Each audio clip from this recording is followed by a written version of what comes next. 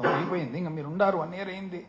ఈరోజు లెక్క పెడితే గత ప్రభుత్వం అని 25 సార్లు ప్రసంగంలో 25 సార్లు గత ప్రభుత్వము, మరి విధ్వంసము, అరాచకము ఇటువంటివన్నీ కలిసి ఒక 10 సార్లు, అంటే 35 సార్లు. ఎందుకండి? మీకు లక్షణంగా ప్రజలు తీర్పు ఇచ్చినారు. పాజిటివ్ నోట్లో మీరు ఏ విధంగా పరిపాలన చేస్తామని చెప్పి మీరు హామీ ఇచ్చినారో, మీ వాగ్దానాలు ఏవైతే ఉన్నాయో ఆ వాగ్దానాల మేరకు మీరు హ్యాపీగా పరిపాలన చేసుకుంటూ అబ్సల్యూట్ మెజారిటీ ఉంది కదా. అపోజిషన్ స్టేటస్ అడిగితే కూడా, ఎందుకంటే ఉండేదే ఏకైక ఒకే ఒక అపోజిషన్ పార్టీ, నంబర్స్ పక్కన పెట్టి స్టేటస్ అడిగితే కూడా వద్దన్నారు మీరు. మంచిది, ఇంకా ఫుల్ ఫ్లెజ్డ్గా మీరు మంచి పాజిటివ్ నోట్లు చేయండి. ఎప్పుడు గత ప్రభుత్వం గత ప్రభుత్వం, ప్రతి పారాకు గత ప్రభుత్వం, ఎందుకండి నెగిటివ్ నోటు? అయితే ముఖ్యంగా ఏమంటే, మీరు యాక్చువల్గా ఈ ఎలక్షన్ జరిగినది ఏం బేసిస్ మీద? ఒకటి, కూటమి ప్రభుత్వం ప్రధానమైన అంశం సూపర్ 6. ఎందుకంటే మీరు ఇంటింటికి తిరిగి పేపర్ పెట్టుకొని దాని ఫారం ఫిలప్ చేసి ఇంటి పేరు ఇచ్చి ఆధార్ కార్డు ఇచ్చి తీసుకొని ఇచ్చి మొబైల్ మెసేజ్లు పంపించి ఇంకోటి చేసి నీకు 15, నీకు 18, నీకు 18, నీకు 20, నీకు 15 అని లెక్కలేసి ప్రతి ఇంటికి పోయి, ఒకసారి కాదు ఎన్నోసార్లు పలుసార్లు ఇంటికి పోయి, నీ ఇంటికి 1,00,000 వస్తుంది, నీ ఇంటికి 2 లక్షలు వస్తుంది, నీ ఇంటికి 3 లక్షలు వస్తుంది అంటే పాపం ప్రజలు కూడా నమ్మినట్టున్నారు. ఎందుకు నమ్మినట్లున్నారంటే 2019 నుంచి 24 వరకు వైసీపీ ప్రభుత్వంలో జగన్మోహన్ రెడ్డి గారు చెప్పిన ప్రకారంగా క్యాలెండర్ పెట్టి మరి వాగ్దానం చేసిన ప్రతి ఒక్కటి, మేనిఫెస్టోలో ఉన్న వాగ్దానాలన్నీ కూడా పూర్తి చేయడం జరిగింది. బహుశా ప్రజలు అనుకోని వచ్చినేమో, ఇదేదో ఉంది కదా సెట్ సిస్టమ్, ఈ సిస్టమ్ ప్రకారం వస్తాయని. ఎందుకంటే మానవుడు కూడా ఆశాజీవి కదా. అండ్ ఇంతమంది పాపం పేదరికంలో ఉండేవాళ్ళు, మధ్యతరగతి వాళ్ళు ఎంతో కొంత ఒకవేళ ఆశ పడిండొచ్చు, ఎందుకంటే పలుసార్లు మోసపోయినారు. కానీ మానవుడు ఆశాజీవి కదా, ఎన్నిసార్లు మోసపోయినా కూడా ఒక్కసారి మోసపోవడం అనమాట. అంటే ఇది సహజంగా ఆలోచన ప్రకారము దీర్ఘ ఆలోచన చేసిన వాళ్ళు ఎవరు కూడా అంత సులభంగా నమ్మరు. కానీ పరిస్థితుల ప్రభావం వలన, అయితే ఇక్కడే ముఖ్యమైన అంశం ఏమంటే, పేదవాడు మోసపోయేదానికి అవకాశం ఉండొచ్చు పరిస్థితులను బట్టి, కానీ మనము వాళ్ళను మోసం చేయడం కరెక్టా కాదా అనేది అది మనము పరీక్ష మనం చేసుకోవాలి మనల్ని మనం. ఏది ఏమైనా కూడా చెప్పినారు అందులో సూపర్ 6. మరి సూపర్ 6 చూస్తే ఇంతవరకు ఫస్ట్ ఇయర్ ఎట్లుందో ఇప్పుడు కూడా అట్లే ఉంది. ఇంతవరకు మనిషికి అందినేది సూపర్ 6లో ఏమందిందండి? అది అర్ధదీపం అనాలన్నా పావు దీపం అనాలన్నా, ఎందుకంటే ఒకే సిలిండర్ వచ్చింది. అది సూపర్ 6లో ఇంతవరకు అందినేది. 10 సార్లు ఏదేదో చెప్తున్నారు కానీ అవైతే ఇంతవరకు చేతికైతే రాలేదు. మళ్ళీ అందులో భాగంగా అప్పులు పెరిగాయన్నారు. చూస్తే వీళ్ళు చేసినన్ని అప్పులు ఎప్పుడు చేయలేదు, చరిత్రలోనే చేయలే. ఒకే సంవత్సరం 1,00,000 చిల్లర కోట్ల అప్పు చరిత్రలో ఎక్కడ జరగలే. మరి జీతాలు ఇది కూడా చెప్పినారండి, ఏమని? అసలు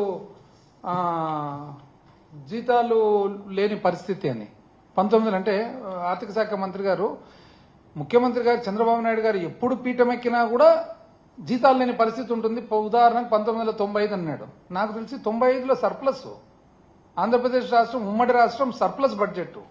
ఆ తర్వాత మీరు మళ్ళా సబ్సిక్వెంట్గా మీ పాలనలో మైనస్కు పోయిండొచ్చు, కానీ అప్పటికి మాత్రము సర్ప్లస్ బడ్జెటే. మళ్ళీ ఏ విధంగా చెప్తున్నారో నాకైతే అర్థం కావడం లేదు. సో ఏదేమైనా కూడా ఆ తర్వాత కొంత చాణక్యంతో కూడా కంపారిజన్ చేసినారు మధ్యలో. చాణక్యుడు ఏం చెప్పినాడండి, కౌటిల్యుడు ఏం చెప్పినాడు? ముఖ్యంగా ఆయన చెప్పినది ప్రజల మీద ఎక్కువ పన్ను భారం వేయకూడదు. ఆ ఉన్న ఏదైతే డబ్బులు మనము పన్ను ద్వారా, పన్ను లేనిది ప్రభుత్వము పరిపాలన జరగదు, ఆ పన్ను ఏదైతే వస్తుందో దాన్ని జాగ్రత్తగా చాలా ప్రుడెంట్గా ఖర్చు పెట్టాలా అన్నారు. ఎంత మనకు శక్తి ఉందో ఆ మేరకే చేయాలి తప్ప అంతకు మించి చేయకూడదు అన్నారు. దీంట్లో నాకు తెలిసి చాణక్యుంది ఏది ఫిట్ కావడం లేదు. ప్రజలు ఒకసారి ఆలోచన చేయాలి. ఏదైతేనేమి మొత్తం మీద ఇంతవరకు చాలా వాగ్దానాలు, స్పీచ్లు జరిగిపోయినాయి. కాకపోతే ఈసారి బడ్జెట్ బుక్ కూడా నేను చూడడం జరిగింది. ఇది చూసిన తర్వాత ఒక వ్యక్తి బాగా అన్నారనమాట, ఇదేంటి సార్ ఈసారి ఇది కొత్త రకంగా ఉంది, మామూలు బడ్జెట్ మాత్రం లేదు అని. మీరు గమనించినారు లేదు, పరిశీలించినారు లేదు అందరూ? మామూలు టైప్లో లేదు ఇది మార్చినారు. మామూలుగా మనకి ఎక్కువ బడ్జెట్ ఇన్ బ్రీఫ్లో అన్ని ఫిగర్స్ వస్తాయన్నమాట, ఆ కొన్ని తీసేసినారు. ఏవేవి తీసేసినారు? రాష్ట్ర అప్పు గురించి ఉండే తీసేసినారు, దీంట్లో పబ్లిక్ డెట్ తీసేసినారు, పబ్లిక్ అకౌంట్ కూడా తీసేసినారు. లేదు ఇంక ఎతకాలి, ఇప్పుడు లోపల పోయి మళ్ళీ ఎక్కడో పెట్టింటారు, మెకనాస్ గోల్డ్ కదా ఎతికినట్లు మేము ఎతకాలన్నమాట. నెక్స్ట్ మళ్ళా దాని తర్వాత గ్యారంటీలు ఎక్కడ ఉన్నాయనేది కూడా, ఆ గ్యారంటీలు సహజంగా కూడా వాల్యూమ్ 52లో ఉంటాయి కాబట్టి చూసుకోవచ్చు. కాకపోతే ఈ రెండు దీంట్లో కూడా ఇస్తారు మామూలుగా, ఈసారి ఇవ్వలేదన్నమాట. అయితే ఒకరు మాత్రం బాగా చెప్పినారు, ఏమిది అంటే ఇదేదో కలర్ ఎక్కువ ఉంది సార్, కాకపోతే కంటెంట్ తక్కువ ఉంది అన్నారు అనమాట. బాగా చూస్తే కలర్ ఎక్కువ ఉంది, కంటెంట్ తక్కువ ఉంది అన్నారు. నేను కూడా చూస్తే అన్ని ఏదో గ్రాఫుల రూపంలో ఇచ్చినారు మొత్తం మీద. ఏది ఏమైనా కూడా ఒకటి, ఎప్పుడైనా మేము వైఎస్ఆర్సీపీ తరఫున జగన్మోహన్ రెడ్డి గారు కానీ మాకు, ఎందుకంటే మా సిద్ధాంతాలు రాజశేఖర రెడ్డి గారి సిద్ధాంతాలు కాబట్టి, సింపుల్ లివింగ్, సింపుల్ థింకింగ్. ఇప్పుడు పేదవాడు అనేవాడు ఎప్పుడు కూడా ఒక అసంతృప్తితో కానీ లేకుంటే ఇబ్బందులు కలిగిన పరిస్థితుల్లో ఉంటే ఎప్పుడు కూడా సమాజానికి మంచిది కాదు. ఒక వ్యక్తి ఎవరైనా కానీ పేదరికంలో ఉండరాదు.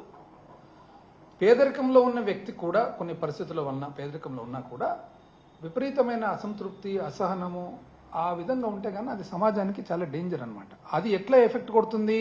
అది మధ్యతరగతి వాళ్లకు, ఉన్న వాళ్లకు, అందరికి కూడా ఎఫెక్ట్ కొడుతుంది అనమాట. కాబట్టి ఎప్పుడు కూడా పేదరిక నిర్మూలన అనేది పరిపాలనలో ఒక ప్రధానమైన బాధ్యత పాలకులకు. అందుకనే వైఎస్ రాజశేఖర రెడ్డి గారు ఎప్పుడు కూడా విద్య కానీ, వైద్యం కానీ ఇవన్నీ కూడా పేదవాళ్ళకి ఎప్పుడు కూడా ఎంత సునాయాసంగా, సులభంగా అందుబాటులోకి తేవాలనో అంత చేసేవాళ్ళు అనమాట. అంటే పూరెస్ట్ ఆఫ్ ద పూర్కు ఎంత చేసినా కూడా తక్కువే. వ్యవసాయదారులకు విద్య కానీ, వైద్యం కానీ, వ్యవసాయం కానీ ఎంత చేసినా కూడా తక్కువే. కాబట్టి వీలైనంత చేయాలనేది రాజశేఖర రెడ్డి గారి సిద్ధాంతం. మేము కూడా అదే సిద్ధాంతమే ఫాలో అవుతున్నారు. అయితే కూటమి ప్రభుత్వం మీరు గమనించినట్లయితే హేళన, అసలు మేము చేసిన గత 5 సంవత్సరాల పరిపాలన హేళన, ఒక వ్యంగ్యంగా మాట్లాడడము, ఇది ఒక వెల్ఫేర్ అనడము, అసలు ఇదేదో మీరు వేస్ట్ చేస్తుంటారు ప్రజాధనం అనడము, రకరకాలుగా అన్నట్లే ఉంటుంది, అననట్లే ఉంటుంది, రాసే విధంలో రాస్తారు, చాలా ఇంటెలిజెంట్గా, చాలా నాకుతో చేస్తారనమాట. ఏది ఏమైనా కూడా మేమైతే దానికే స్టికాన్ అయిపోయి మా ఫిలాసఫీ అంతా కూడా మధ్యవర్తులు కూడా ఉండకూడదు, డైరెక్ట్గా పోవాలి అని డీబీటీ ద్వారా చేస్తే దాన్ని కూడా హేళన చేస్తారు. మీరు ఏమంటారంటే బటన్ అంటే డీబీటీ డైరెక్ట్గా మధ్యవర్తులు లేకుండా డైరెక్ట్గా బెనిఫిషరీకి పోయింది, అది మీరు హేళన చేస్తారు. ఏది ఏమైనా కూడా మీరు ఇంత క్రిటిసైజ్ చేసినారు కదా, మీరు ఆ రోజు క్రిటిసైజ్ చేసేటప్పుడు ఈ వెల్ఫేరు అని క్రిటిసైజ్ చేసేటప్పుడు మధ్యతరగతి వాళ్ళు కూడా వాళ్ళను కూడా మీరు ఇన్ఫ్లుయెన్స్ చేసినారు. ఎట్లా ఇన్ఫ్లుయెన్స్ చేసినారు? వీళ్ళు ఏదో పరిపాలనలో మొత్తము కంప్లీట్గా ఆ డబ్బులంతా కూడా పేదవాళ్ళకి పనిచేస్తున్నారు, ఏదో శాశ్వతమైన అభివృద్ధి కార్యక్రమాలు జరగడం లేదు, ఇంకోటి లేదు అని అన్నారు. వాళ్ళు కూడా కొంతవరకు ఇన్ఫ్లుయెన్స్ అయినట్లున్నారు. మళ్ళీ చివరకు ఎలక్షన్ వచ్చేటప్పటికి మీరు మా అంత 3 అంతలు చెప్తారు. ఇప్పుడు వాస్తవానికి మేము చెప్పలేకనా, యాక్చువల్గా అయితే జగన్మోహన్ రెడ్డి గారి మీద, వైఎస్ఆర్ కాంగ్రెస్ పార్టీ మీద అత్యంత క్రెడిబిలిటీ ఉంది, విశ్వసనీయత ఉంది. కానీ ఎందుకు అవి చెప్పలేకపోయినామంటే ఇది చేసేదానికి వీలు పడదా, వీలు పడితేనే మనం చెప్పాలి తప్ప వీలు పడనిది చెప్పకూడదనే ఒక్క భావనతో మాత్రం, నమ్మకంతో మాత్రమే ఆగిపోయినది. లేకుంటే ఇన్ని పనులు చేసినది ఇంకో 2 అంతలు చెప్పేదానికి ఏం పెద్ద, నిజం చెప్పాలంటే మీరు చెప్పేదానికంటే మా క్రెడిబిలిటీనే ఎక్కువ చెప్తే నమ్మేదాన్ని. కానీ ఆ రోజు అందరూ ఏమనుకున్నారు, ఇది ఇచ్చినారు కదా, మీ అనుభవం ఉంది కదా, మీరు ఏదో చేస్తారని చెప్పి, పాపం నేను ఇంతకుముందు చెప్తే కదా మానవుడు కూడా ఆశాజీవి అని చెప్పి పాపం చేసుకున్నారనమాట. ఏదేమైనా మీరు ప్రధానంగా మీరు గెలిచేదానికి, మేము ఓడిపోయేదానికి కారణం ఏమంటే మీకు 15, నీకు 15, నీకు 15 అని చెప్పి ఆ 15 కారణం యాక్చువల్గా చెప్పాలంటే. సరే ఏదేమైనా జరిగిపోయిన తర్వాత ఈ రోజు మనం గమనించినట్లయితే సంవత్సరం రోజులు అవుతుంటే పేదవాళ్ళు ఎట్లుంటారు ఒక్కసారి మీరు చూడండి. వైఎస్ఆర్సీపీ వాళ్ళని మీరు ఏదో కేసులు పెట్టి అవి పెట్టి గ్రామాల్లో వార్డులలో జరుగుతుంది, అదే కాదు, అది కాకుండా పెట్టి క్రైమ్ ఎంత పెరిగిందో ఒకసారి గమనియండి, పెట్టి కేసులు ఎంత పెరిగినాయి గమనియండి, ఒకసారి పోలీస్ స్టేషన్లలో పరిస్థితి ఎంత క్యూ ఉందో గమనియండి. ఏ పోలీస్ స్టేషన్ చేసినా బయట 100 మంది నిలబడుకొని ఉంటారు కంటిన్యూస్గా. ఎందుకంటే అన్రెస్ట్, ఒక రకమైన పబ్లిక్లో అన్రెస్ట్. ఎందుకు వచ్చింది అన్రెస్ట్? ఇప్పుడు గత 5 సంవత్సరాలుగా ఒక నమ్మకంతో పేదవాడు, ఈవెన్ కోవిడ్ అన్నప్పుడు బయటికి పోలేని పరిస్థితి కూడా ఒక నమ్మకంతో ప్రభుత్వం ఉంది, ప్రభుత్వం మనం ఆదుకుంటుంది, ఈ క్యాలెండర్ ప్రకారం ఈ నెల ఇది వస్తుంది, ఈ నెల ఇది వస్తుంది అని చెప్పి ఎంతో మంది ఎన్నో వాళ్ళ బడ్జెటింగ్ చేసుకున్నారనమాట. ఎట్లయితే ఒక మధ్యతరగతి వాళ్ళు నా జీతం ఇంత వస్తుంది, నాకు పిల్లల చదువుకి ఇంత, హౌస్ రెంట్కి ఇంత అని చూసుకున్నారు. బీదోళ్ళు కూడా పాపం బడ్జెట్ చేసుకున్నారు. ఈరోజు మనం గ్రామాలలో గమనిస్తే ఫైనాన్స్ కార్పొరేషన్లు అయితే దాదాపు 50, నేను కూడా ఆశ్చర్యపోయినాను, 50% పైన అందరూ కూడా ఫైనాన్స్ కార్పొరేషన్లలో అప్పులు తీసుకున్నారు. ఆ ఫైనాన్స్ కార్పొరేషన్ అప్పుల్లో వీళ్ళేమంటే లెక్కలేసినారు. మీరు ఎందుకంటే ఇంటికి పోయి సర్టిఫికేట్ ఇచ్చినారు కదా, ప్రతి ఒక్కరికి సంతకం పెట్టి మరి సర్టిఫికేట్ నీకింత వస్తుంది, నీకింత వస్తుంది, నీకింత వస్తుంది అని ఆ లెక్క చూసుకొని పాపం అందరూ మామూలు కంటే కూడా ఎక్కువ అప్పు చేసినారు, వస్తుంది కదా అని చెప్పి. ఈరోజు పోయి గమనిస్తే అవి రకరకాల ఫైనాన్స్ కార్పొరేషన్లు, 5 స్టార్ ఫైనాన్స్ అనేది ఒకటి, ఏదో టీటీకే అనేది ఒకటి, రకరకాల రాష్ట్రాల నుంచి, ఇరుగు రాష్ట్రాల నుంచి వచ్చి ఫైనాన్స్ కార్పొరేషన్లు. అయితే ఇప్పుడు వాళ్ళ పరిస్థితి ఎంత అన్రెస్ట్ ఉందంటే ఈ పెట్టి క్రైము ఇవన్నీ కూడా విపరీతంగా పెరిగిపోతా ఉన్నాయి. ఇన్సెక్యూర్ అయిపోయినాడు ఒక మానవుడు, మామూలు సామాన్య మానవుడు ఎంతో ఇన్సెక్యూర్ అయిపోయినారనమాట. మరి ఎడ్యుకేటెడ్ పీపుల్ ఎవరైతే ఉన్నారో ఆ రోజు ఈ పరిపాలన వలన, వెల్ఫేర్ వలన చాలా అన్యాయం జరిగిపోతుందని అనేవాళ్ళు చీవరికి వచ్చేటప్పటికి 3 అంతలు చెప్తే కూడా చూస్తూనే ఉండారనమాట. అంటే వాళ్ళేమో 3 అంతలు చెప్పిందని. ఇప్పుడు మీరు ఖచ్చితంగా ఈ వెల్ఫేర్ అనేది కుదరదు, నేను ఓన్లీ ఇన్ఫ్రాస్ట్రక్చర్ ద్వారా, నేను శాశ్వత అభివృద్ధి ద్వారా, అదే కొత్త వర్డ్ సంపద సృష్టి ద్వారా నేను అభివృద్ధి చేస్తానంటే ఆ ఫిలాసఫీ మీద మీరు గెలిచింటే ఎలక్షన్ ఓకే. మీరు ఆ ఫిలాసఫీ చెప్పలేదే. మీరు ఫిలాసఫీ అది చెప్తే ఎలక్షన్ వచ్చేటప్పటికి ఫిలాసఫీ మార్చేస్తారు. ఎలక్షన్ అయిపోయిన తర్వాత మళ్ళీ ఫిలాసఫీ అమలులోకి రాలేదు. సో దీనివలన ఎంత అన్రెస్ట్ అనేది ఒకసారి చూడండి. మేము చేసిన పరిపాలన ఎటువంటి పరిస్థితుల్లో కోవిడ్తో అల్లాడిపోయి చాలా ఇబ్బందులు కలిగి ఆ పరిస్థితుల్లో మేము చేయడం జరిగిందనమాట. అయితే ఈరోజు బడ్జెట్ స్పీచ్ చూసిన తర్వాత మరి ఆ స్పీచ్లో సూపర్ 6 ఎక్కడుంది సూపర్ 6 అని ఫస్ట్ పోయినసారి బడ్జెట్కు పోదాం. ఎందుకంటే ఈ బడ్జెట్ కంటే ముందర పోయినసారి మొత్తం 63 పేరాలు ఉండగా దాంట్లో ఒక 2 పేరాలు 13 అండ్ 16లో మాత్రం ఊరికి 13 ఒక చోట, 29 ఒక చోట ఒక్క 1 లైన్ పంపించారు. ఏమని? 13వ పేజీలో సూపర్ 6 హామీలలో భాగంగా మా ప్రభుత్వం అన్నదాత సుఖీభవ ప్రధానమంత్రి కిసాన్ పథకం ద్వారా అర్హులైన రైతులకు పెట్టుబడి సాయం ప్రకటించింది. పోయిన సంవత్సరం వచ్చిందండి ఎవరికన్నా ఈ రాష్ట్రంలో ఒక్కరికన్నా? నెక్స్ట్ 29వ పేరా 17వ పేజీ ప్రభుత్వం మరియు ప్రైవేటు పాఠశాలలో 1వ తరగతి నుంచి 12వ తరగతి వరకు చదివే పిల్లల తల్లులకు తల్లికి వందనం పథకం ద్వారా ఆర్థిక సహాయం అందిస్తూ మా ప్రభుత్వం సూపర్ 6 హామీని నెరవేరుస్తుంది. ఇది అసలు ఈ సూపర్ 6లో 2 పోయినసారి చెప్పినది బడ్జెట్ స్పీచ్. ఎందుకంటే ఇప్పుడు వాస్తవానికి ఎప్పుడు కూడా మేనిఫెస్టో అనేది ఒక సీక్రెట్ డాక్యుమెంట్. మేము భావించేదంతే. జగన్మోహన్ రెడ్డి గారు ఎప్పుడు చెప్తారు అదొక భగవద్గీతతో సమానమని, బైబిల్తో సమానమని, ఖురాన్తో సమానమని. అది బడ్జెట్ మనం మేనిఫెస్టోని ఏ రూపంలో పెడతాం? అమలుకు బడ్జెట్ రూపంలో పెడతాం. రాసినేది కూడా రాకుంటే ఇది ఇచ్చిపెట్టి ఇక్కడ చూడండి. అగ్రికల్చర్ బడ్జెట్ చూస్తే అగ్రికల్చర్ బడ్జెట్లో ఏమని చెప్తారు? పోయిన సంవత్సరము 4,500 కోట్లు అన్నదాత సుఖీభవకు ఇచ్చినామని చెప్పి పేజ్ నంబరు 3 4,500 కోట్లని రాసినారు. 4,500 కోట్లు ఎక్కడుంది అని పోయిన సంవత్సరం. అంటే బడ్జెట్ డాక్యుమెంట్లో పెట్టిన తర్వాత కూడా పేజ్ నంబర్ 14 బడ్జెట్ స్పీచ్లో పోయిన సంవత్సరం మంత్రి జరుపుతారనమాట.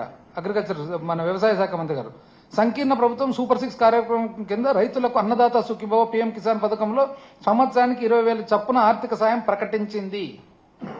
పీఎం కిసాన్ కింద కేంద్ర ప్రభుత్వం అందించే 6,000 ప్రయోజనంతో కలిపి.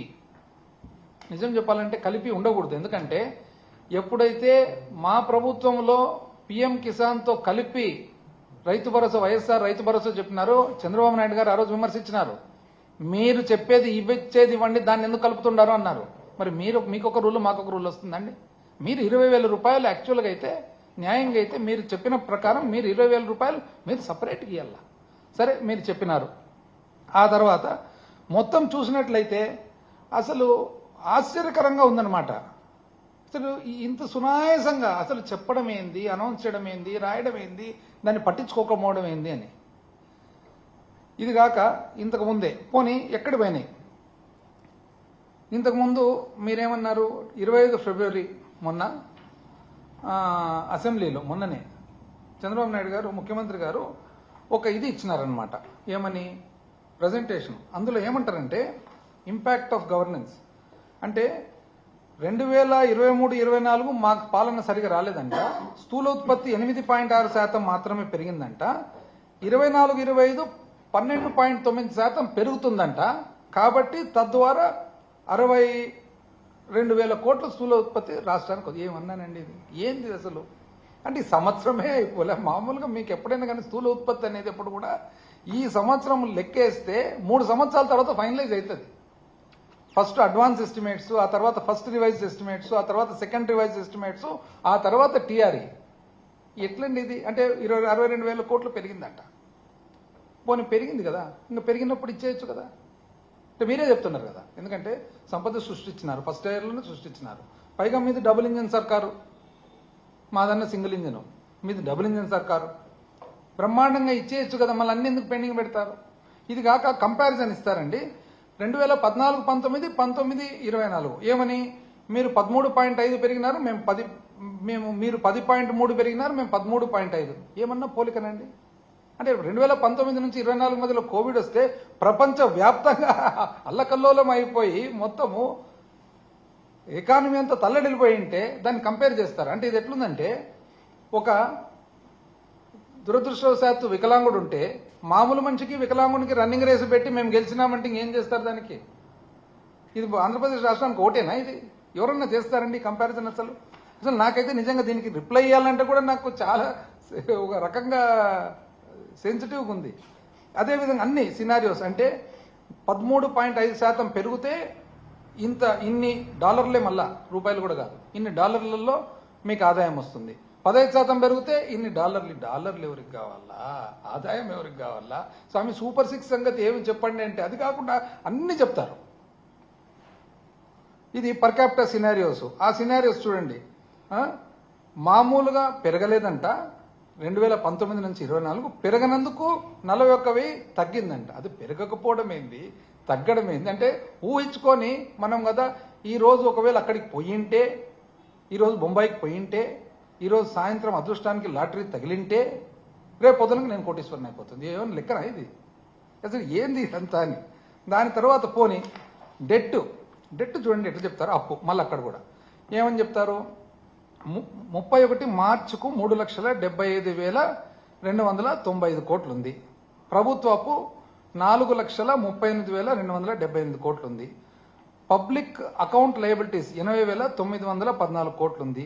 కార్పొరేషన్ అప్పులు అంటే మన వివిధ డిస్కాములు, విద్యుత్ సంస్థలు, సివిల్ సప్లైస్ కార్పొరేషన్ అవన్నీ కలిసి 2,48,677 కోట్లు. సివిల్ సప్లైస్ 36,000 కోట్లు. విద్యుత్ సంస్థలు 34,000 కోట్లు. 1,13,000 కాంట్రాక్టర్లకు వేయాల్సినవి. ఎంప్లాయీస్ కు 21,000. ఇవన్నీ లెక్కేసి 9,74,556 కోట్లు మీరు ఇచ్చిన లెక్క. 9,74,556. ఇది సాక్షాత్ అసెంబ్లీలో గౌరవ ముఖ్యమంత్రి గారు ఇచ్చే ఇది. 14 లక్షలు ఎక్కడ పోయిందండి? 14 అన్నట్లుంటారే, 13 అన్నట్లుంటారే, 12 అన్నట్లుంటారే, 10 అన్నట్లుంటారే, విధ్వంసం అన్నట్లుంటారే. మళ్ళీ ఏమే అందులో కూడా చూడండి, అందులో కూడా ఎవరన్నా చేయొచ్చునా ఇట్లాంటివి? ఇప్పుడు వాస్తవానికి 4,38,278 కోట్లు అప్పు. మీరే చెప్తున్నారు కదా అప్పని, మీ ప్రకారమే పోదాం, ఎందుకంటే బుక్కులలో కూడా అంతే రాసినారు. ఆ తర్వాత 80,914 కోట్లు పబ్లిక్ అకౌంట్, రైట్, బుక్కులలో ఉంది, దాని ప్రకారం పోదాం. ఆ తర్వాత కార్పొరేషన్ అప్పులు మీరు 2,48,677 కోట్లు అని మీరు అంటున్నారు. కంట్రోల్ అండ్ ఆడిటర్ జనరల్ వచ్చేసి 1,54,797 కోట్లని కంట్రోల్ అండ్ ఆడిటర్ జనరల్ అంటున్నాడు. మళ్ళీ మీరు కరెక్టా, కంట్రోల్ అండ్ ఆడిటర్ జనరల్ కరెక్టా? దేశానికి సంబంధించిన ఇండిపెండెంట్ ఆర్గనైజేషన్ లెక్కలు చూసేదే వాళ్ళ పని, లెక్కలు రాసేదే వాళ్ళ పని. వాళ్ళు చెప్పినది కరెక్టా, వీళ్ళు కరెక్టా? అసలు ఆశ్చర్యం, ఈ మధ్య కాలంలో నేను అమెరికాలోనే ఎక్కడో ఒక అబ్బాయి యంగ్స్టర్ ఏదో ఉద్యోగం చేస్తున్నట్టున్నారు, యూకేలోనో అమెరికాలోనో ఐటీ ఉద్యోగం. ఆయన ఎంత బాగా చెప్పినానంటే నాకెందుకు డిఫరెన్స్ కనపడుతుందండి. ఈ కూటమి వాళ్ళు ఏది చెప్పినా కూడా ఒక్క రోజు కూడా ఒక సోర్స్ చెప్పరు. వేరేజ్ వైసీపీ వాళ్ళు కానీ జగన్మోహన్ రెడ్డి గారు కానీ ఏం మాట్లాడినా కూడా అది ఆర్బీఐయా, అది సిఏజీనా, అది MoSPI, ministry of statistics and programme, ప్రతి దానికి ప్రతి ఫిగర్కు ఒక సోర్స్ ఉండింది. వీళ్ళది ఒక్క సోర్స్ కూడా ఉండదు. ఏంది ఇది అంటారు. 1,54,797 కోట్లు అయిపోయినా. ఆ తర్వాత నెక్స్ట్ 36,000 కోట్లు సివిల్ సప్లైస్ అంటారు. సివిల్ సప్లైస్ కు ప్రభుత్వం ఇవ్వాల్సిన సబ్సిడీ ఇవ్వలేదు కాబట్టి, పేమెంట్ చేయలేదు కాబట్టి, పేమెంట్ చేయనందుకే సివిల్ సప్లైస్ అప్పు చేసింది. అంటే ఆ 36,000 కోట్లు ఎక్కడుంది? ఆల్రెడీ 1,54,797 లోపల 36 ఉంది. దాన్ని మళ్ళా మీరు 2 డబుల్ కౌంట్ చేస్తారు. అదేవిధంగా ఏమంటారు మీరు? డిస్కామ్లు, విద్యుత్ సంస్థలకు 34,267. విద్యుత్ సంస్థలు ఎందుకు అప్పు చేసినాయి? సబ్సిడీ ఏదైతే ఉందో మన అగ్రికల్చర్ మన రైతులకు, వ్యవసాయదారులకు ఇచ్చే కరెంటు సబ్సిడీ కానీ, ఎస్సీ ఎస్టీ హౌసింగ్ సబ్సిడీ కానీ, ఇవన్నీ ఏవైతే ఉన్నాయో ఆ అప్పు, ఆ డబ్బులు ప్రభుత్వం ఏదైతే డిస్కామ్కు కట్టాలనో కట్టనందు వలన వాళ్ళు అప్పు చేయాల్సి వచ్చింది. ఆ అప్పు 154లో ఉంది, 154లో మళ్ళీ డబుల్ కౌంట్. 1,13,000 కోట్లు మీరు ఎవరికి? కాంట్రాక్టర్లకని. కాంట్రాక్టర్లలో మీరు చెప్పే లెక్క ప్రకారం అప్లోడ్ అనేది 86,000 కోట్లు, 86,608. మళ్ళీ అప్లోడ్ అనేది తీసుకోవాలన్నా అంతేమి 1,18,000 రాసుకోవచ్చు, 2,18,000 రాసుకోవచ్చు, 3,18,000 రాసుకోవచ్చు. దానికి ఒక పద్ధతి, ఒక సిస్టమ్ లేనప్పుడు ఎన్నన్నా రాసుకో. ఇంకా అంత లెక్కేస్తే నా ప్రకారం 7,83,773 కోట్లు వస్తుంది. 7,83,773. అంటే మీరు చెప్పేది 9,74,000. ఎట్లా ఒకట్లా 10 టచ్ కావాలని కాలే. అయితే యాక్చువల్గా అందులో 3,90,247 కోట్లు, అంటే లెటర్సే 3,90,250 కోట్లు అనుకోండి. మేము పాలనలోకి వచ్చినప్పుడు ఉన్న అప్పు అంటే 2019 నుంచి 2024 మేము చేసిన అప్పు ఎంత? 3,93,526 కోట్లు. పోనీ లెక్కేసుకోండి, అప్రాక్సిమేట్గా 4 లక్షలు వేసుకోండి, ఇంకా ఎక్కువనే వేసుకోండి. 4 లక్షల కోట్లు లెక్కేస్తే మీరు 14 అని, 10 అని, శ్రీలంక అని, కంబోడియా అని, కొలంబియా అని, ఎన్ని దేశాలు ఉన్నాయి అన్ని దేశాలు చెప్పి ఎంత అన్యాయంగా చేసినది. అసలు వేరే దేశాలు, వేరే చోట్ల అయితే ఇంకేమంటారో తెలియదంతా. ఈ విధమైన ఇవి చేసి ఒకటి ఏదైనా కానీ మీకు ఒక మీడియం టర్మ్ ఫిజికల్ ఫ్రేమ్వర్క్ ఏమన్నా ఉందా? అంటే ఏ విధంగా మీరు ఇవన్నీ చేయాలనుకున్నారు, ఏ విధంగా మీరు సూపర్ 6 అమలు చేయాలనుకున్నారు, ఏ విధంగా మీరు రెవెన్యూస్ ఎంత ఉన్నాయి, ఒక టైం టేబుల్ ఏమన్నా ఇస్తున్నారా? ఏమీ లేదు. మీకు ఏ విధంగా ఎట్లా నచ్చితే అట్లా చేసుకుంటూ పోతున్నారు అనమాట. ఆ తర్వాత ఏమంటారు ఇంకోటి, అసలు ఆ ప్రెజెంటేషన్లో చాలా వెనుకబడినానంట. నేను చెప్తా, స్థూల ఉత్పత్తితో పాటు పర్ క్యాపిటల్ ఇన్కమ్, తలసరి ఆదాయం చూసినట్లయితే 2018-19 ఆంధ్రప్రదేశ్ రాష్ట్రము తలసరి ఆదాయము 1,54,031 రూపాయలతో 18వ స్థానంలో, భారతదేశంలో 18వ స్థానంలో ఉంటే 2022-23 వచ్చేటప్పటికి 2,19,881 రూపాయలతో ఆంధ్రప్రదేశ్ 15వ స్థానానికి వచ్చింది. 18 నుంచి 15వ స్థానానికి వచ్చింది. ఎప్పుడు కూడా నీది నాది అని లెక్కేస్తే ఎట్లవుతుంది? భారతదేశంతో పోల్చండి. 2014-15 నీ ఫిగరు భారతదేశం ఫిగర్తో పోల్చండి. 2019-24 నీ ఫిగరు భారతదేశం ఫిగర్తో పోల్చండి. నీకు నాకు పోలిక పెడితే ఎట్లా అవుతుందండి? యావరేజ్తో కదా చూడాల్సినది. అసలు ఈ లెక్కలు చెప్పడము పెట్టడము ఎవరు రాసిస్తుండారో, ఊరికి వచ్చినదంతా చదువుకుంటూ పెట్టుకుంటూ 2014-15 నుంచి 2018-19 చూస్తే భారతదేశ పూర్తి స్థూల ఉత్పత్తిలో ఆంధ్రప్రదేశ్ రాష్ట్ర కాంట్రిబ్యూషన్ ఎంత, మన భాగం ఎంత? భారతదేశ స్థూల ఉత్పత్తిలో, జీడిపిలో 2014-15 నుంచి 18-19 వరకు చూస్తే 4.47% అండి. 2019-20 నుంచి 23-24 మాకు పరిపాలన రాదు కదా, మీ ప్రకారం రాదు కదా, కానీ మాకు పరిపాలన రాకున్నా కూడా 4.83% పోయినా. ఎందుకు ఇది లెక్క? కోవిడ్ అనేది 2019-24లో చూస్తే భారతదేశానికి ఉంది, మనకు ఉంది. 2014-15 నుంచి 19 వరకు భారతదేశానికి కోవిడ్ లేదు, మీకు లేదు. కాబట్టి లెక్కేస్తే 4.20. మీకంటే బెటరా కాదా? ఇది కాకుండా ఇప్పుడు ఏది ఏమైనా కూడా ఎక్కడ పోయింది మీరు చూస్తేనేమో కంప్లీట్గా బ్రహ్మాండంగా అసలు సంపద సృష్టి స్టార్ట్ అయిపోయింది, డబుల్ ఇంజిన్ సర్కార్ అంటుంటారు. మళ్ళీ అంత ఉన్నప్పుడు ఇవ్వచ్చు కదా. మీరు చూడండి, అసలు దీని మీదనే మీరు యాక్చువల్గా ఎలక్షన్ ప్రధానంగా గెలిచినది. సూపర్ 6 దీంట్లో ఇంతవరకు అమలైనది 1 ఇయర్గా ఏది? అదే అర్ధ దీపము, పావు దీపము, 1 సిలిండరు. అది తప్పితే ఇప్పుడు ఈ సంవత్సరము, అంటే పోయినసారి కూడా ఈ 2 అనౌన్స్ చేసినారు. ఏది? తల్లికి వందనం పోయినసారి అనౌన్స్ చేసినారు, రైతు భరోసా ఏమంటారు అన్నదాత సుఖీభవ పోయినసారి అనౌన్స్ చేసినారు, ఇంతవరకు జరగలే. సో ఈ రోజు చూస్తే ఎక్కడుంది, ఇంతవరకు అయితే ఏం రాలే మరి. కానీ సూపర్ 6 మాత్రం బ్రహ్మాండంగా దీన్ని బేస్ చేసుకొని అసలు ఇంటింటికి తిరిగి మొత్తం అవి పెట్టి ఇవి పెట్టి రకరకాలుగా చేసిన అనమాట. ఇంకా దాని తర్వాత ఇవి కూడా మళ్ళా ఉమ్మడి మేనిఫెస్టో ఎందుకో నేను ఈరోజు గమనించిన కదా, దాన్ని నిశ్శబ్దంగా ఉన్నారు అసెంబ్లీలో కూడా, ఎవరిలో చలనం లేదు, ఆ ఉత్సాహము ఊపు కనపడ్డంలే, అంత డల్గా ఉన్నారనమాట. ప్రజాగలం ఎందుకు ఇంకా ఇవన్నీ కదా ఈ ప్రజాగలం, దీంట్లో ఏమేమి ఇచ్చినారో మరి. దాంట్లో కూడా ముందు మాట తర్వాత ఫస్ట్ చాలా ఉన్నాయి లోపల. ఫస్ట్ స్టార్టింగే సూపర్ 6 యువతకు 20 లక్షల ఉద్యోగాలు, నెలకు 3,000 నిరుద్యోగ భృతి వచ్చింది ఎవరికన్నా. స్కూలుకు వెళ్లే ప్రతి విద్యార్థికి ఏడాదికి 15,000, ఇంతవరకు అయితే ఎవరికి రాలే, ఓసారి బడ్జెట్లో పెట్టి కూడా. ప్రతి రైతుకు ఏటా 20,000 ఆర్థిక సహాయం, ఇంతవరకు ఎవరికి రాలే, ఇంతకుముందు బడ్జెట్లో పెట్టి కూడా. ప్రతి మహిళకు నెలకు 1,500 రూపాయలు 19 సంవత్సరాల నుంచి 59 సంవత్సరాల వరకు. ఆడవాళ్ళు అయితే ఎంత ఉత్సాహంగా ఉన్నారో వాళ్ళు. మాతో నిజం చెప్పాలంటే ఎన్నో పనులు చేసి ఎంతో బాగుండి ఎంతో బాగా పలకరించే వాళ్ళు కూడా ఆ టైం వచ్చేటప్పటికి అందరికి తల ఇట్లా దింపుకుంటుంటారు అనమాట. ఎందుకంటే 1500. మహిళలకు ఉచిత బస్సు ప్రయాణం ఇంతవరకు రాలే, 3 గ్యాస్ సిలిండర్ దాంట్లో ఒకటి వచ్చింది, చూద్దాం.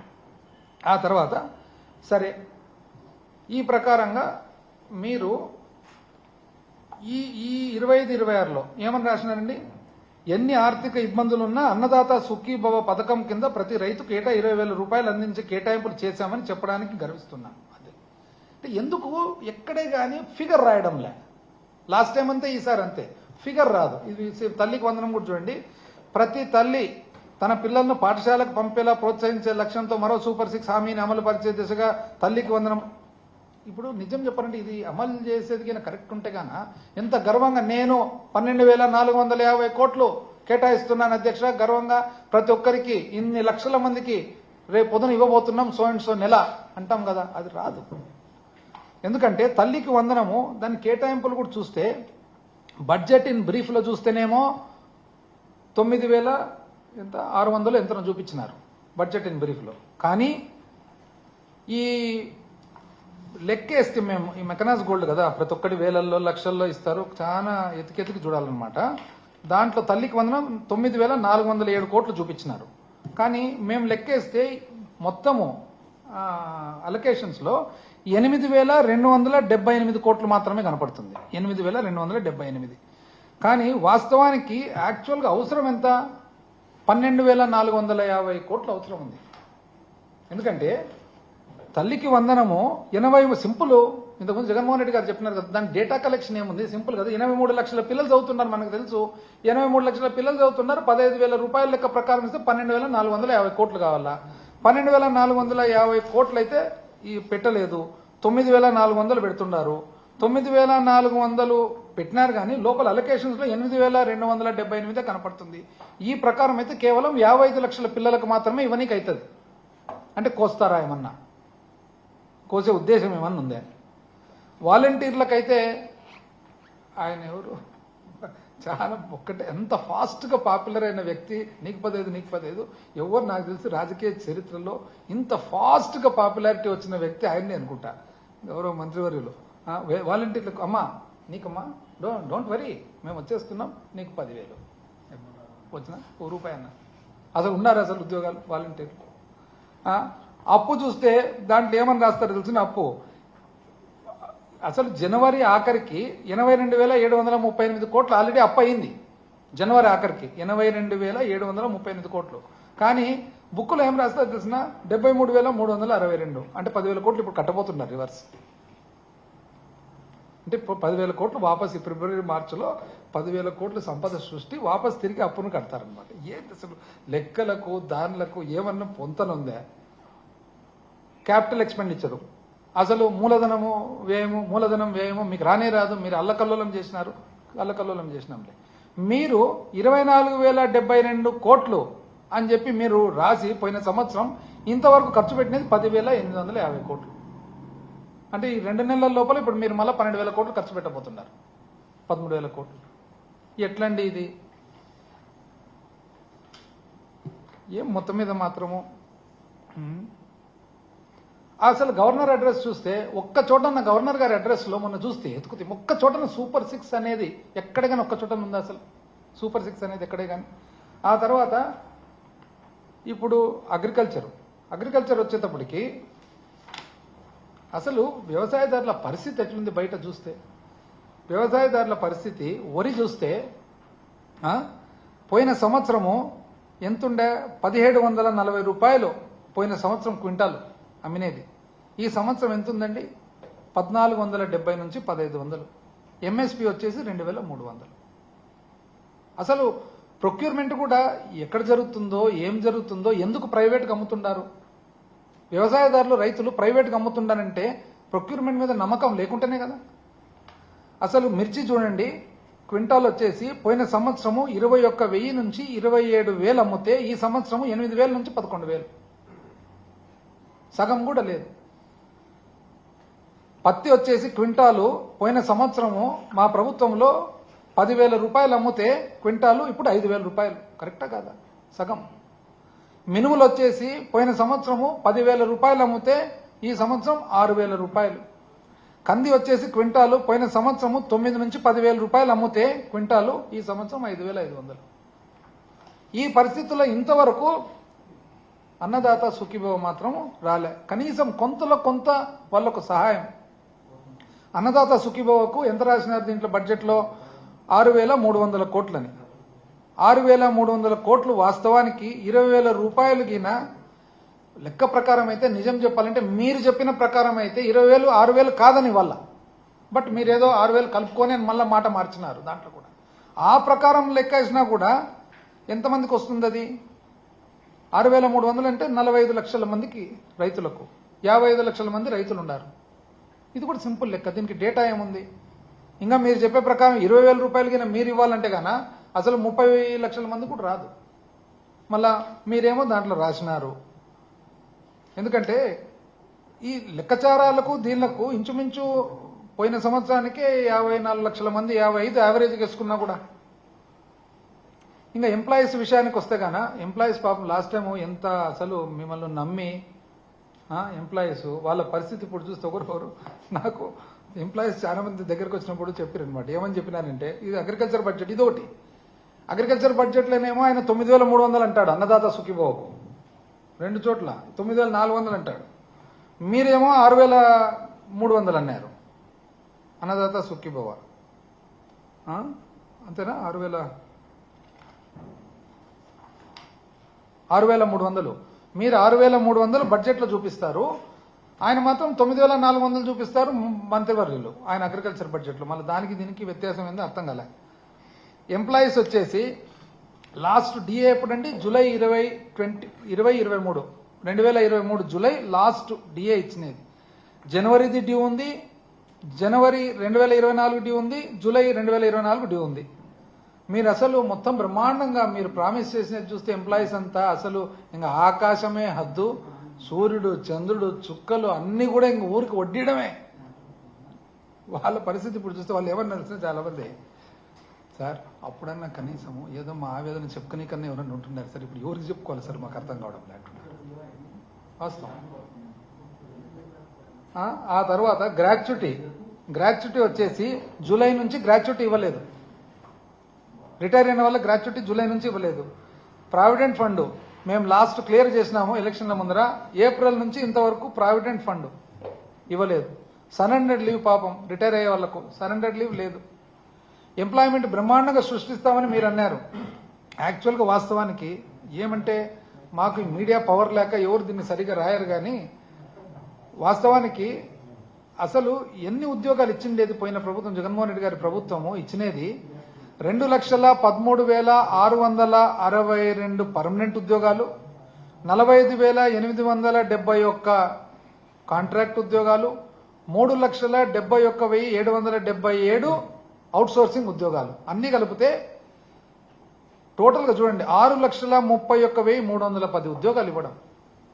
ఇది కాక ఏంది గవర్నమెంట్ పర్మనెంట్ ఉద్యోగాలు 2,13,662, కాంట్రాక్ట్ ఉద్యోగాలు 45,871, అవుట్సోర్సింగ్ 3,71,777, 6,31,000 ఉద్యోగాలు ఇస్తే ఉద్యోగాలు ఎక్కడా అని అంటారు. ఇప్పటి వరకు ఏమైనా వచ్చినాయండి ఉద్యోగాలు ఏదన్నా? అసలు ప్రైవేట్ ఉద్యోగాలు చూస్తే లార్జ్ అండ్ మెగా ఇండస్ట్రీస్ పెద్ద పరిశ్రమల వలన 1,02,500 ఉద్యోగాలు, ఎంఎస్ఎంఈలు 2019-24 మధ్యలో 3,94,000 చిల్లర, అందాజుగా గ్రౌండ్ అనేటివే 23 లక్షలు. అంత లెక్కేస్తే దాదాపు అన్ని ప్రభుత్వం ఉద్యోగాలతో ఇంచుమించు 31 లక్షల ఉద్యోగాలు క్రియేట్ అయినట్లు. కానీ ఎవరు రాయరు. వీళ్ళు మాట మాట్లాడితే 25 సార్లు ఏమని రాస్తారో తెలిసిన అదేదో జరిగిపోయిందంట. ఏది విధ్వంసం, ఇది ఒకటి కొత్తగా. అప్పు ఎన్నిసార్లు చెప్పినా మళ్ళీ అప్పు అదే.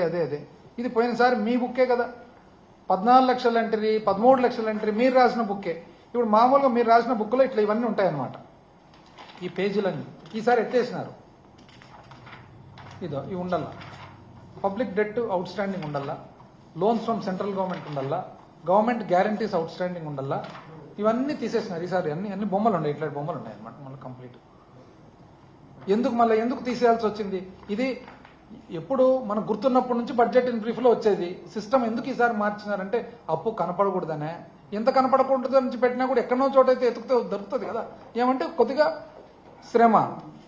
ఆ ప్రకారంగా మీ పాత బుక్కుల ప్రకారంగా మీరు ఇట్లా చూపారు కాబట్టి మేము దాన్ని మళ్ళా ఎతికి తీయాల్సి వచ్చిందనమాట. ఎతికి తీస్తే చెప్తా, అది కూడా లోపల పోయిన సంవత్సరం ఉంది కదా. ఎతికి తీస్తే ఎంత ఉంది?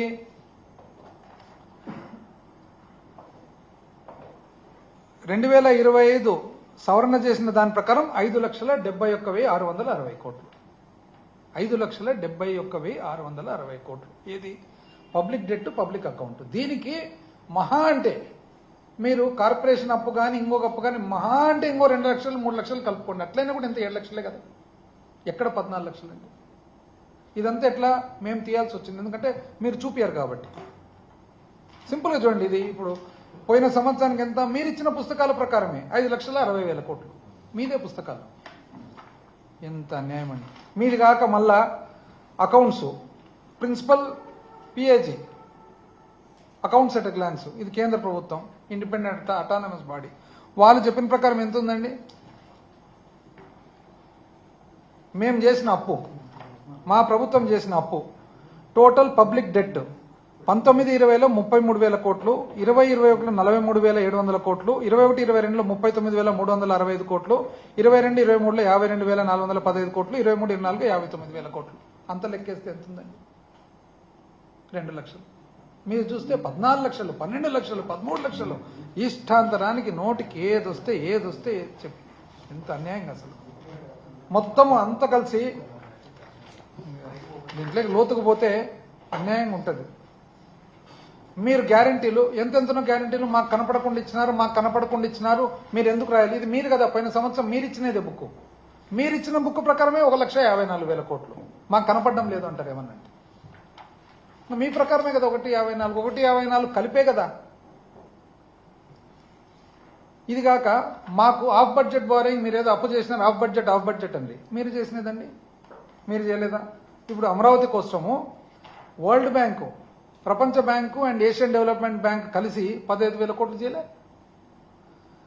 హడ్కో 11,000 కోట్లు చేయలే. జర్మన్ బ్యాంకు KfW 5,000 కోట్లు చేయలే. ఎంత అయిందండి? మళ్ళీ ఇవి 15, 26, 31,000 కోట్లు. మళ్ళీ ఇవి మళ్ళీ ఏమంటారు తెలిసిన? ₹1 అసలు స్పీచ్లకు దానిలకు ఎక్కడ సంబంధం లేకుండా అసలు చూస్తే ఆశ్చర్యము. స్పీచ్లో ఏమంటారు తెలిసిన? అసలు ఈ సెల్ఫ్ సస్టైనింగ్ మోడల్ అమరావతి సంతోషం, దానంతకదే కట్టుకుంటుంది సంతోషం. ₹1 కూడా పెట్టలేదు అని అన్నారు. అమరావతి పీపుల్స్ క్యాపిటల్ 6,000 కోట్లు అని బడ్జెట్ బుక్లో ఉంటాయి. బడ్జెట్ ఇన్ బ్రీఫ్లో 6,000 కోట్లు చూపిస్తారు. బడ్జెట్ స్పీచ్లో ₹1 కూడా పెట్టలేదు అంటారు. ఆయన వ్యవసాయ శాఖ మంత్రినేమో 9,400 కోట్లు అంటాడు. ఈడ చూస్తే 6,300 కోట్లు ఉంటుంది. పోయినసారి వ్యవసాయ శాఖ మంత్రి 4,500 కోట్లు అంటాడు. బుక్లో చూస్తే 1,000 కోట్లు ఉంటుంది. అసలు బడ్జెట్ ఇన్ బ్రీఫ్కు బడ్జెట్ స్పీచ్కు పొందన లేదు, అగ్రికల్చర్ బడ్జెట్కు మెయిన్ బడ్జెట్కు పొందన లేదు. కానీ మేమంతా అసమర్థులము. ఏమేమి అవి 20 సార్లు అసమర్థులు, అవివేకులు, ఇంకోటి విధ్వంసలు. కనీసం పుస్తకాలన్నా రాసినాం కదా కరెక్ట్గా. ఎంత అన్యాయం. మీరు అప్పు చేయలే పాపం వాళ్ళకి అప్పు అనేది రాదు అసలు. జూన్ 24 6,000 కోట్లు చేయలేదండి. జూలై 24 మొన్న ఈ ప్రభుత్వంలో 10,000 కోట్లు చేయలే. ఆగస్టు 24 3,000 కోట్లు చేయలే. సెప్టెంబర్ 24 4,000 కోట్లు చేయలే. అక్టోబర్ 24 6,000 కోట్లు చేయలే. నవంబర్ 24 4,000 కోట్లు చేయలే. డిసెంబరు 9,237 కోట్లు చేయలే. జనవరి రాలే. ఫిబ్రవరిలో 7,000 కోట్లు చేయలేదా? మీరు కాదా మేమే చేస్తామే, ఇది కూడా మేమే చేస్తామే. అట్లా కూడా చెప్తారు, నాయన మీరే చేసి వచ్చినారు మళ్ళా అని. దేనికైనా రెడీ. ఇది గవర్నమెంట్ గ్యారంటీలు. గవర్నమెంట్ మేము చేస్తేనేమో అప్పు, మీరు చేస్తే మాత్రం నిప్పు.